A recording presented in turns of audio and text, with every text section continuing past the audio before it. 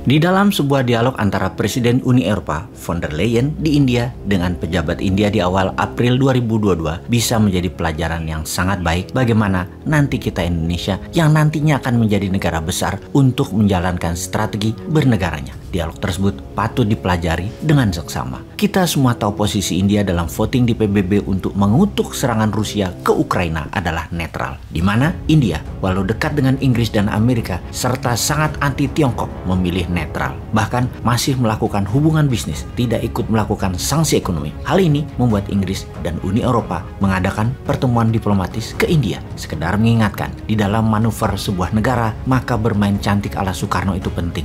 Namun sayang, hingga 6 presiden setelahnya masih belum menunjukkan jati diri bangsa Indonesia sebagai pemain global. Untuk itu, kita akan menjelaskannya. Kita contohkan India. Sebelumnya, kita jelaskan bagaimana Tiongkok bermain dalam percaturan politik dunia. Tiongkok seakan perang lawan Amerika. Namun transaksi terbesar dagang ternyata Tiongkok impor dan ekspornya ya ke Amerika. Begitu juga Amerika. Transaksi terbesar negaranya ya dengan Tiongkok, baik ekspor ataupun impor. Hal itu semua adalah secara dagang atau secara ekonomi. Namun secara ideologi Tiongkok dan Amerika berseberangan. Jadi yang perang adalah ideologinya, bukan dagangnya. Catat itu ya. Tiongkok yang komunis, Amerika yang demokratis itu sangat berlawanan. Secara ideologi mereka perang. Amerika ingin semua negara itu menjadi negara demokrasi. Tiongkok tidak mempromosikan komunisnya, namun mempromosikan bantuan dalam tanda petik uang yang di kacamata pertahanan negara adalah jebakan. Tujuannya untuk menciptakan ketergantungan pada Tiongkok. Dengan demikian, tujuan bernegara Tiongkok untuk menghidupi 1,5 miliar penduduknya bisa bertahan selamanya. Disinilah Amerika tidak senang karena banyak kehilangan pengaruh di banyak negara yang berpaling ke Tiongkok. Di posisi dunia, ideologi Tiongkok itu dekat dengan Rusia, terutama cara kepemimpinan para pemimpinnya yang saat ini mengendalikan dua negara tersebut, yaitu otokrasi. Otokrasi adalah penguasa tunggal, sama halnya dengan Erdogan di Turki. Karena itu ketiganya dekat sekali hubungannya. Tiongkok itu membangun hubungan lebih personal pada mitra negara-negaranya. Xi Jinping dekat dengan Putin, dekat dengan Erdogan, dan Putin juga dekat dengan Erdogan. Mereka telepon-teleponan mungkin tiap minggu 1 kali selama menjabat. Dekat sekali hubungan pribadi mereka. Dan ingat, padahal Turki itu NATO loh ya. Kembali ke India. Ketika India ditekan Amerika dan Eropa Barat, Menteri Luar Negeri India menjawab taktis tekanan tersebut yang membuat ketua delegasi Uni Eropa tersebut terdiam. Ketika dikatakan oleh delegasi Uni Eropa membeli minyak Rusia artinya membantu Rusia membunuh manusia tak berdosa di Ukraina, maka jawaban panjang Menteri Luar Negeri India dengan mengatakan, siapa sesungguhnya yang membeli minyak dan gas dari Rusia yang terbanyak? Dari 12% minyak dunia yang dihasilkan oleh Rusia, 70%-nya dibeli oleh Eropa Barat, dan hasil gas alam Rusia, Eropa Barat membeli 60%-nya. Sudah sejak lama Eropa Barat bergantung pada Rusia. Kemudian dilanjutkannya, untuk membangun kekuatan perang Rusia memerlukan waktu lebih dari 20 tahun hingga kekuatan militernya tercapai di posisi sekarang. Artinya, uang dari Eropa Barat lah yang terbesar membuat kontribusi pembangunan kekuatan militer Rusia untuk menjadi seperti saat ini. Mengapa kalian, Amerika dan Uni Eropa, bersikeras menekan India dan melarang India bertransaksi menggunakan rubel membeli minyak Rusia dengan menuduh membantu Rusia membunuh manusia tidak berdosa? Ini pertanyaan sekaligus pernyataan yang membuat delegasi Eropa dan Amerika diam tidak berkutik. Kikuk, diskakmat begitu. Bahkan Menteri Luar Negeri India mengatakan, sampai hari ke-35 penyerangan Rusia ke Ukraina, kalian masih membeli gas Rusia dan membayar dengan rubel atau emas daripada resiko membuat negara Eropa Barat kalian jadi gelap atau kedinginan atau tidak bisa masak. Kalian tetap berhubungan dengan Rusia. Sekarang kenapa kalian tekan India? Apa hak kalian bangsa Eropa menekan India seperti itu? Kalian sudah memiskinkan India di abad 18 dan 19. Di mana masa itu India dan Tiongkok adalah dua negara Asia.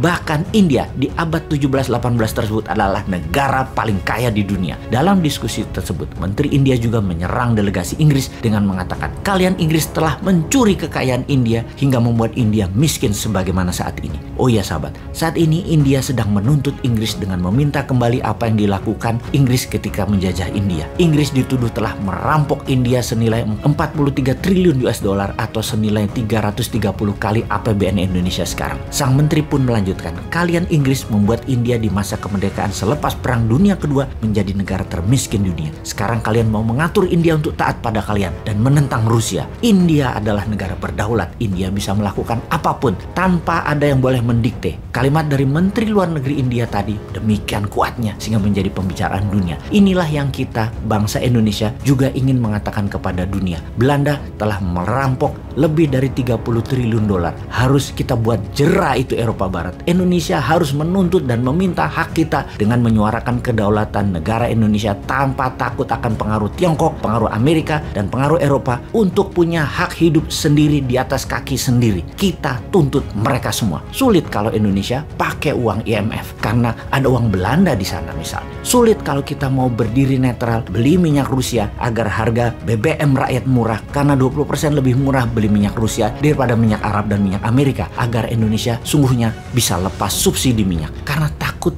ditekan Eropa Barat dan Amerika, kita tidak berani beli minyak Rusia. Tiap proyek saja bisa nggak tidak bergantung pada uang Tiongkok, tidak tergantung pada teknologi Tiongkok, tidak tergantung pada SDM Tiongkok, tidak bergantung pada hutang dolar Amerika, dan kendali politik luar negeri harus ikut kebijakan negara lain. Bisa nggak itu berhenti? Rindu rasanya memiliki negara yang utuh, dan inilah sebenarnya yang banyak di negara Afrika menginginkan. Perang deh lu di Eropa Timur. Di sisi Indonesia, kita harus punya rencana bernegara. Salah satunya membangun tanpa Tiongkok, membangun tanpa dolar. Sebagai salah satu agenda Indonesia berdaulat 2045. Kita mungkin ada baiknya melihat India dulu kali ini. India itu menyebut virus corona sebagai virus Wuhan. Ini menunjukkan tuduhannya dengan jelas siapa yang memainkan virus itu. Atau pihak barat menyebut Putin sebagai autokrat Rusia atau penguasa tunggal Rusia. India menyebut Putin dengan sebutan yang terhormat, His Excellency. Sahabat, sebagai informasi terakhir, kemarin Amerika membeli minyak Rusia lewat Vladivostok di sisi timur Rusia untuk dikirim ke sisi barat Amerika, daerah California, yang saat ini harga bensin mendekati $7